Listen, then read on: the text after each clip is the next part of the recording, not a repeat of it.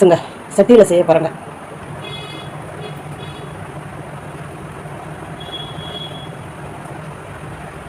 எண்ணெய் ஊற்றிட்டேங்க.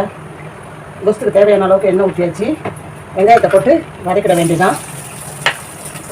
வெங்காயம் தக்காளி எல்லாத்தையுமே ஒன்றாவே போட்டுடலாங்க. தனித்தனியெல்லாம் வதக்கணும்னு தேவையில்லை, எல்லாத்தையும் ஒன்றாவே போட்டுடலாம். பூண்டையும் மஞ்சள் தூள் போட்டாச்சு. அதுக்கு தேவையான அளவுக்கு உப்பும் போட்டு வதக்கிடலாங்க. தேவையான அளவுக்கு உப்பு போட்டாச்சு. வதங்கின பிறகு காரம் போட்டுக்கலாம்.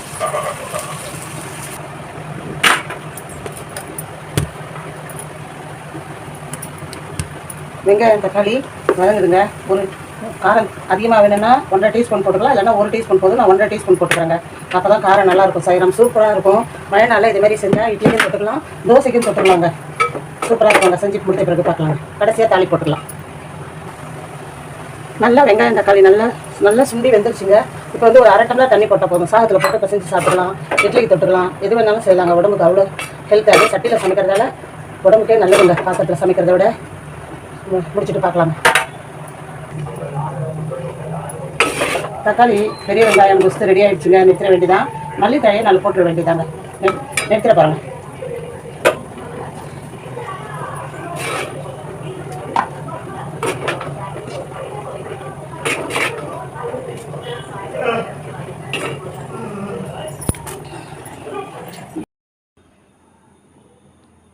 பெரிய வெங்காயம் தக்காளி கொஸ்து ரெடிங்க. அதை போல் நீங்களும் செய்யுங்க. லைக் பண்ணுங்கங்க.